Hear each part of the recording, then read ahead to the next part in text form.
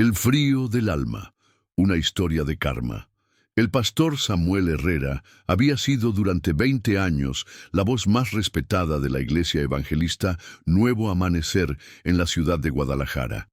Con su voz potente y su carisma natural, había construido una congregación de más de 3,000 fieles que llenaban el moderno templo cada domingo. Era conocido por sus sermones apasionados contra lo que él llamaba las supersticiones católicas, y especialmente por su feroz oposición a la veneración de imágenes religiosas.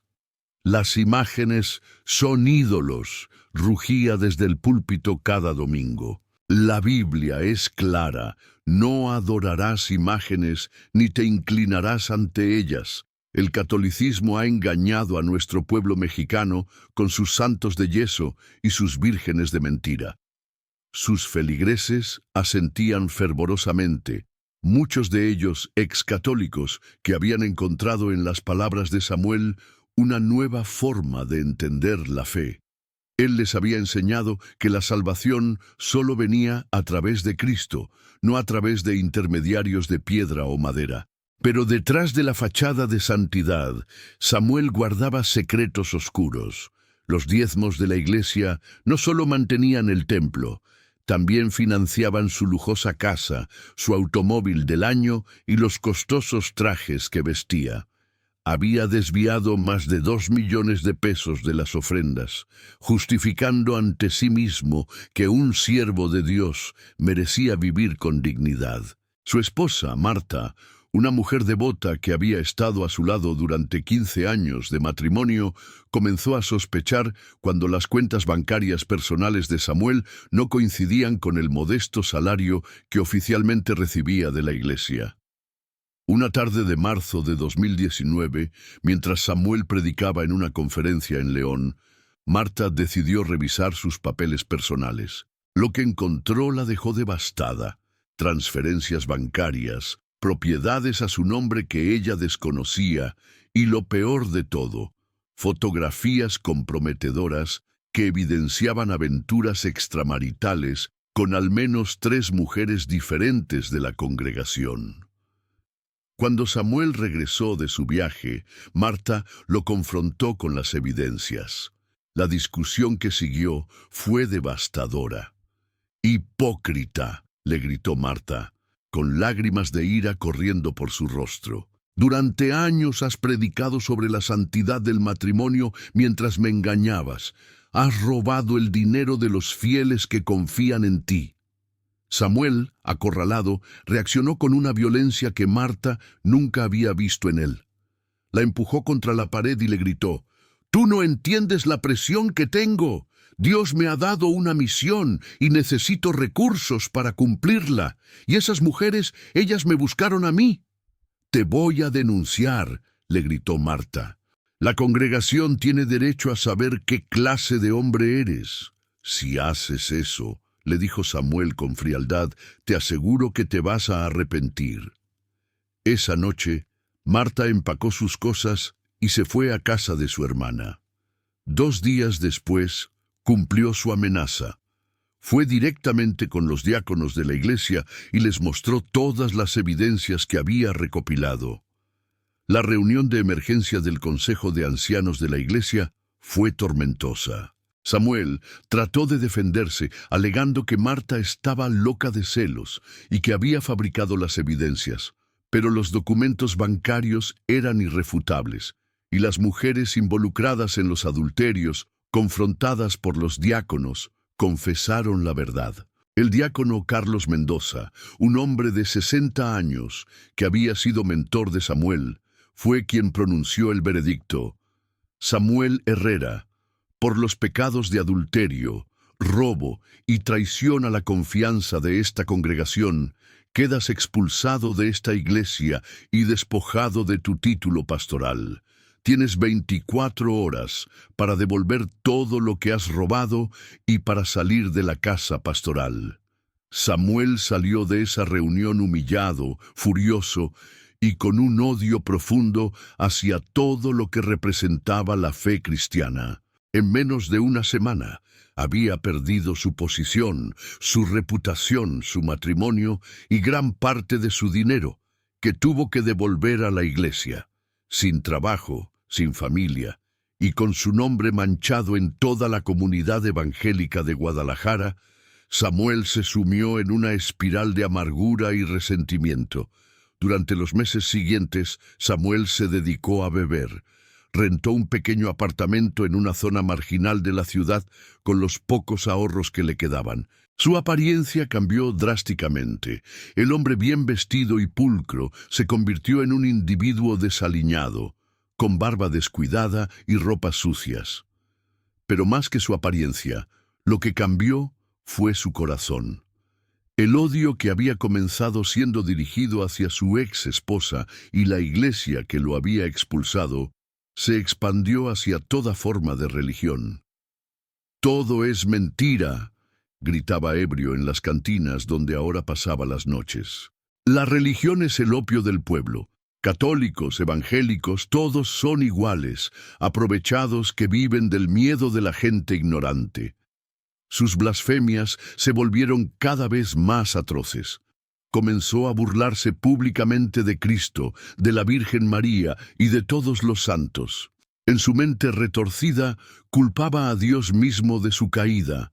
Fue durante una de estas borracheras que conoció a un grupo de ateos militantes que se dedicaban a hacer performance antirreligiosos en las plazas públicas. Encontró en ellos la plataforma perfecta para canalizar su odio. En diciembre de 2019, mientras la ciudad se preparaba para celebrar a la Virgen de Guadalupe, Samuel decidió que era el momento de su venganza más grande contra la fe. Había estado planeando durante semanas lo que él consideraba su obra maestra de liberación. Compró una imagen de la Virgen María de tamaño mediano en una tienda de artículos religiosos, pagando con monedas que había juntado durante días. La noche del 11 de diciembre, en su apartamento sórdido, Samuel montó una grotesca parodia de ceremonia. Ebrio y lleno de odio, colocó la imagen de la Virgen sobre su mesa y comenzó a insultarla con las palabras más soeces que conocía. «Aquí está tu reina del cielo», gritaba sarcásticamente, «la madre de un bastardo que engañó a medio mundo. Vamos a ver qué tan poderosa eres». Tomó la imagen y en un acto de profanación deliberada, la metió dentro del congelador de su refrigerador viejo y oxidado. Mientras la colocaba entre paquetes de comida congelada, se reía con una risa que sonaba más a llanto desquiciado. «¡Que se congele la reina de los tontos!», gritó, cerrando la puerta del congelador con violencia. «A ver si desde ahí puede hacer sus milagritos». Esa noche Samuel se durmió con una sensación de triunfo perverso, creyendo que había logrado la venganza perfecta contra el Dios que él culpaba de su desgracia. Samuel despertó la mañana del 12 de diciembre con la peor resaca de su vida. Pero no era solo el alcohol lo que lo hacía sentir mal. Todo su cuerpo temblaba de frío, a pesar de que el apartamento estaba a temperatura normal y afuera hacía un calor típico de Guadalajara en diciembre. Se dirigió a la cocina para preparar café y calentarse, pero cuando abrió el congelador para sacar hielo, se encontró con algo que lo dejó paralizado de terror. La imagen de la Virgen seguía allí, pero tenía una capa de escarcha que había formado extraños patrones alrededor de su rostro. Lo más perturbador era que la escarcha parecía formar lágrimas congeladas que bajaban por las mejillas de la imagen. Samuel se dijo a sí mismo que era solo la humedad del congelador, pero algo en la expresión de la imagen le producía una sensación de terror inexplicable. Los ojos pintados parecían mirarlo con una tristeza infinita que le atravesaba el alma. Cerró el congelador rápidamente y trató de ignorar lo que había visto. Pero durante todo el día no pudo quitarse de la mente la imagen de esas lágrimas de hielo. Esa noche, el frío que sentía en el cuerpo se intensificó. Había puesto 3 cobijas, subido la calefacción al máximo y hasta se había dado un baño caliente, pero nada lo aliviaba. Era como si el frío viniera de adentro, de sus huesos mismos. Durante las siguientes semanas, el estado de Samuel empeoró dramáticamente. El frío interno se había vuelto constante y cada día más intenso. Visitó varios médicos, pero ninguno pudo explicar su condición. Doctor Rodríguez, un internista del Hospital Civil, le dijo después de varios estudios: «Sus análisis están normales, Samuel. No hay infecciones, no hay problemas de tiroides, no hay explicación médica para esta sensación de frío constante. ¿Ha estado bajo mucho estrés últimamente?». Samuel no podía explicarle al doctor lo que había hecho con la imagen de la Virgen. Sonaba demasiado ridículo, incluso para él mismo. ¿Cómo iba a decir que creía que su enfermedad estaba conectada con una figura de yeso que había metido en el congelador? Pero la correlación era innegable. El frío había comenzado exactamente la mañana después de su acto de profanación, y cada día empeoraba. Lo que más lo atormentaba eran las pesadillas. Todas las noches soñaba con la imagen de la Virgen, pero en sus sueños ella salía del congelador y lo miraba con una expresión de dolor infinito. «¿Por qué me haces esto, hijo mío?», le preguntaba en los sueños con una voz que lo despertaba gritando. «¿Qué te he hecho yo para que me trates así?». Samuel trataba de convencerse de que eran solo sentimientos de culpa manifestándose en sueños, pero la voz de la Virgen en sus pesadillas sonaba más real que su propia voz. A finales de enero de 2020, Samuel ya no podía trabajar. Había conseguido un empleo como vendedor en una tienda de autopartes, pero el frío constante lo hacía temblar de tal manera que no podía atender a los clientes correctamente. Su casero amenazaba con desalojarlo por no pagar la renta. Su exesposa se había negado a verlo cuando él, en un momento de desesperación, había ido a suplicarle ayuda. Sus antiguos amigos lo evitaban. Una noche, en un momento de desesperación total, Samuel se dirigió al congelador. Ya no podía más. Decidió que iba a sacar la imagen y deshacerse de ella de una vez por todas. Pero cuando abrió la puerta del congelador, lo que vio lo hizo caer de rodillas al suelo. La imagen estaba exactamente igual que como la había puesto, pero la escarcha alrededor de ella había formado un patrón que parecía irradiar desde la figura como rayos de luz congelada. Y lo más impactante, en el fondo del congelador, alrededor de la base de la imagen, se habían formado pequeñas flores de hielo que tenían la forma perfecta de rosas. «Esto no es posible», murmuró Samuel, temblando no solo de frío, sino de terror. «No es posible». Trató de tocar la imagen para sacarla, pero cuando sus dedos se acercaron a la figura, sintió una sensación eléctrica que lo hizo retirar la mano inmediatamente. Era como si la imagen estuviera cargada de algún tipo de energía. Esa noche, Samuel no durmió. Se quedó sentado en la cocina, mirando fijamente el congelador cerrado, preguntándose si se estaba volviendo loco o si realmente estaba sucediendo algo sobrenatural. El 2 de febrero, día de la Candelaria, Samuel despertó con una fiebre alta y alucinaciones. En su delirio veía a la Virgen María caminando por su apartamento, recogiendo los pedazos rotos de su vida con infinita paciencia. «Samuel», le decía en las visiones, «no es demasiado tarde. Nunca es demasiado tarde para el perdón». Cuando la fiebre bajó, Samuel se encontró tendido en el suelo de la cocina, frente al refrigerador.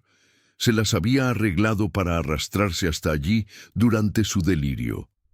Con manos temblorosas, abrió el congelador una vez más. La imagen seguía allí, pero algo había cambiado. Las flores de hielo se habían multiplicado y ahora formaban un pequeño jardín congelado alrededor de la Virgen. Era hermoso y aterrador al mismo tiempo. Por primera vez en meses, Samuel sintió algo diferente al frío.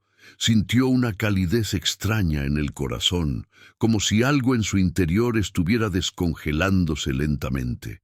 «Perdóname», susurró, y las palabras salieron de su boca antes de que pudiera detenerlas. «Perdóname, por favor». En ese momento, algo extraordinario sucedió. Las flores de hielo en el congelador comenzaron a brillar con una luz suave, y por primera vez desde diciembre, Samuel sintió que el frío interno comenzaba a retroceder ligeramente. Durante los días siguientes, Samuel comenzó un proceso de reflexión profunda sobre su vida. El frío seguía ahí, pero ya no era tan intenso como para impedirle funcionar. Era como si la imagen de la Virgen le estuviera dando una oportunidad para cambiar. Empezó por lo básico. Dejó de beber. Buscó trabajo nuevamente, esta vez sin mentir sobre su pasado. Consiguió un empleo humilde como conserje en una oficina, pero era trabajo honesto. Cada noche, antes de dormir, se acercaba al congelador y le pedía perdón a la imagen. Al principio, las palabras le salían forzadas, pero gradualmente se volvieron más sinceras. «No sé si me puedes escuchar», le decía, «pero sé que lo que hice estuvo mal. No era contigo con quien estaba enojado, era conmigo mismo. Perdóname por haberte tratado así». Las pesadillas comenzaron a cambiar. En lugar de ver a una virgen doliente, comenzó a soñar con una mujer hermosa que lo consolaba como una madre consuela a un hijo que ha hecho algo malo, pero que está genuinamente arrepentido. El 25 de marzo, día de la Anunciación, Samuel tomó la decisión más difícil de su vida. Iba a sacar la imagen del congelador y llevarla a una iglesia católica para que fuera tratada con la dignidad que merecía. Cuando abrió el congelador esa mañana, se encontró con la sorpresa más grande de su vida. La imagen ya no tenía hielo alrededor. Las flores congeladas se habían transformado en flores reales de diferentes colores que llenaban el congelador con un perfume suave y hermoso. «¿Cómo es posible?», murmuró Samuel, tocando las flores con incredulidad. Estaban frescas, como si acabaran de ser cortadas, a pesar de haber estado en un congelador durante meses. Tomó la imagen con manos temblorosas. Estaba a temperatura normal, no fría como debería estar después de meses en el congelador. Y cuando la miró directamente, por primera vez desde diciembre, no sintió terror, sino una paz profunda. El frío que había estado torturándolo durante meses desapareció instantáneamente. Fue como si una carga invisible se hubiera levantado de sus hombros.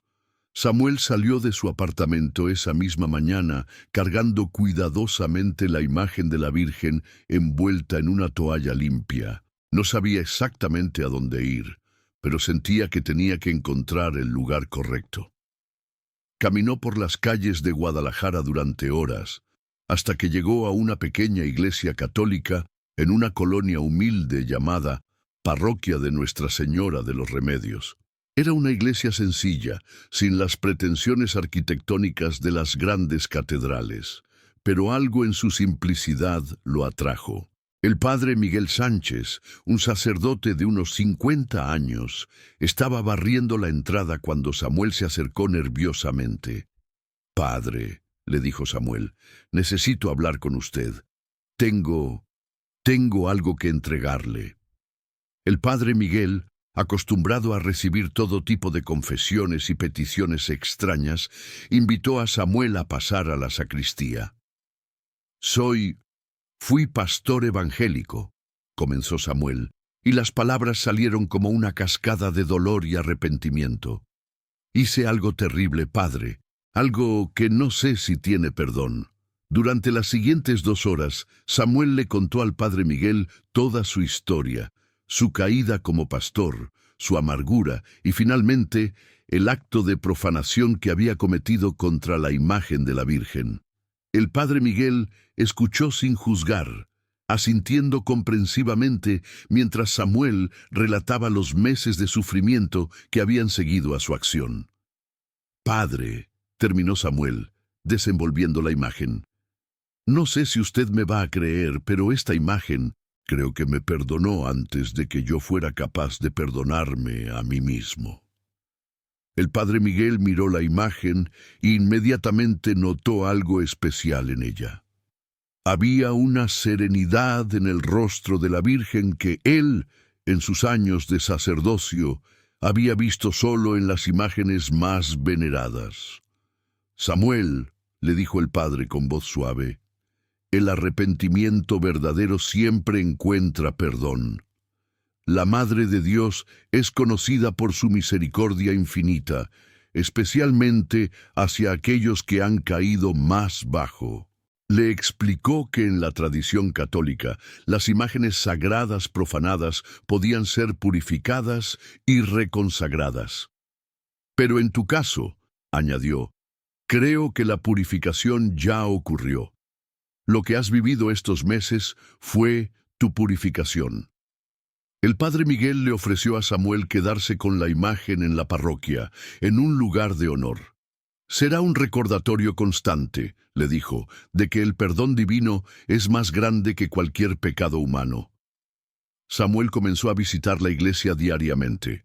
Al principio, solo para orar frente a la imagen, pero gradualmente comenzó a ayudar con las tareas de la parroquia: limpiar, organizar eventos, asistir a los necesitados. Su transformación fue notable.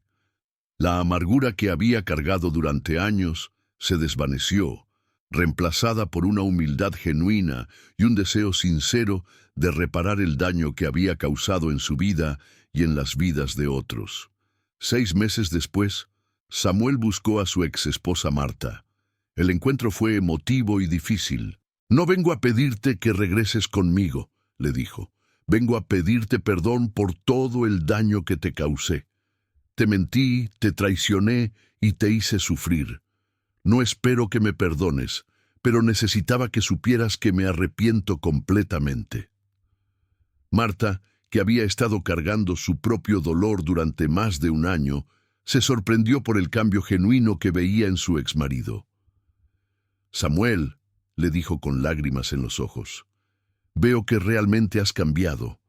Te perdono». Después del incidente, Samuel tomó una decisión que sorprendió a todos los que conocían su historia.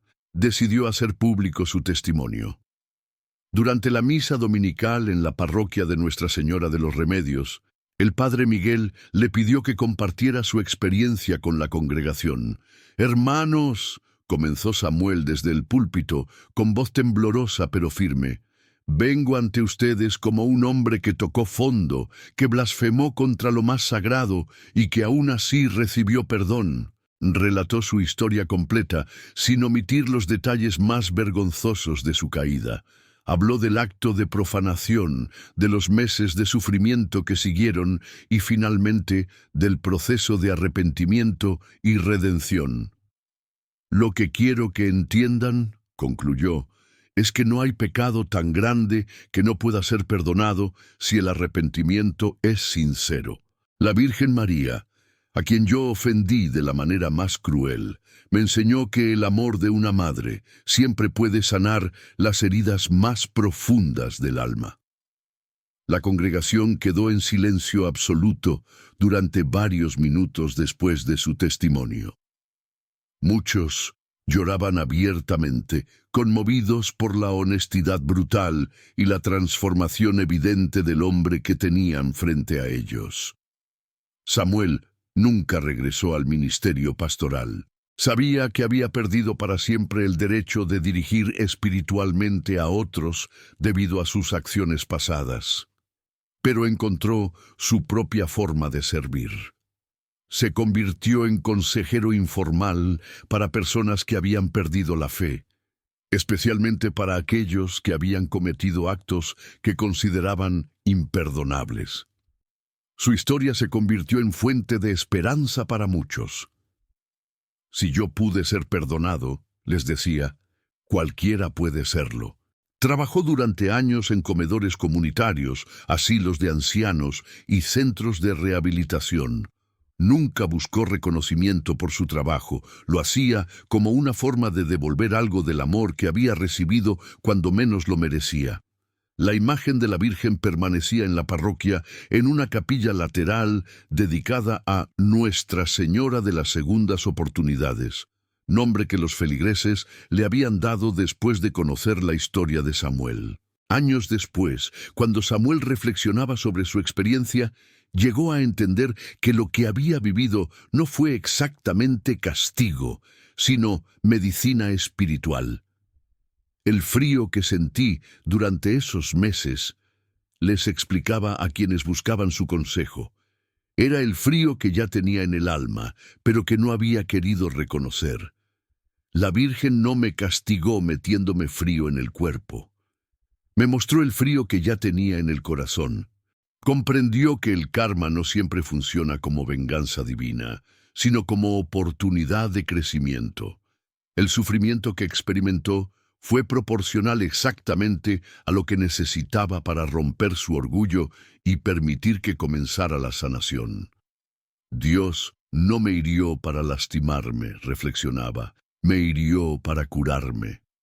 En 2025, 5 años después de su transformación, Samuel recibió una llamada inesperada. Era Carlos Mendoza, el diácono que había pronunciado su expulsión de la iglesia evangélica. Samuel, le dijo Carlos, he seguido tu historia durante estos años. Quería disculparme. ¿Disculparse? ¿Por qué?, preguntó Samuel confundido. Porque cuando te expulsamos de la iglesia, lo hicimos con ira y juicio, no con amor y corrección. Deberíamos haber buscado tu restauración, no tu destrucción. Perdónanos. Ese momento marcó el círculo completo del perdón en la vida de Samuel. No solo había sido perdonado por Dios y por su exesposa, ahora también estaba siendo buscado para perdón por aquellos que lo habían juzgado. Carlos, le respondió Samuel, no hay nada que perdonar. Ustedes hicieron lo correcto. Yo necesitaba caer para poder levantarme de verdad. Hoy, Samuel Herrera tiene 60 años y continúa sirviendo en la parroquia de Nuestra Señora de los Remedios. Nunca se volvió a casar, dedicando su vida completamente al servicio de otros. Su historia se ha extendido más allá de Guadalajara. Ha sido invitado a dar testimonio en diferentes ciudades, no solo en iglesias católicas, sino también en comunidades evangélicas que han aprendido de su experiencia sobre la importancia del perdón y la restauración. La imagen de la Virgen que una vez profanó se ha convertido en un punto de peregrinación menor. Decenas de personas vienen cada mes específicamente para orar frente a Nuestra Señora de las Segundas Oportunidades, muchos de ellos cargando culpas que consideran imperdonables. Samuel siempre les dice lo mismo. El perdón no significa que las consecuencias de nuestros actos desaparezcan. Yo perdí mi familia, mi ministerio, mi reputación, pero el perdón significa que esas consecuencias ya no nos definen. Podemos escribir un final diferente para nuestra historia. Cuando las personas le preguntan si realmente cree que la Virgen intervino sobrenaturalmente en su vida, Samuel sonríe con una paz que no tenía en sus días de pastor famoso. No sé si las flores en el congelador fueron un milagro físico o no, responde. Lo que sí sé es que el milagro real fue que un corazón completamente congelado por el orgullo y el resentimiento pudo volver a latir con amor. Eso es más milagroso que cualquier fenómeno sobrenatural. Y cada noche antes de dormir, Samuel se arrodilla frente a una pequeña imagen de la Virgen que tiene en su habitación modesta y repite la misma oración. Gracias, Madre, por mostrarme que hasta el pecador más perdido puede encontrar el camino de regreso a casa. Gracias por enseñarme que tu amor es más fuerte que cualquier frío del alma. La historia de Samuel Herrera se ha convertido en un testimonio viviente de que el karma divino no siempre viene como castigo, sino como invitación a la transformación, y que el amor de una madre Incluso una Madre Celestial puede derretir hasta el corazón más congelado por el pecado y el orgullo. Esta historia está basada en testimonios reales de conversión y restauración. Los nombres han sido cambiados para proteger la privacidad de las personas involucradas. La intención no es juzgar ninguna denominación religiosa, sino mostrar el poder universal del perdón y la redención.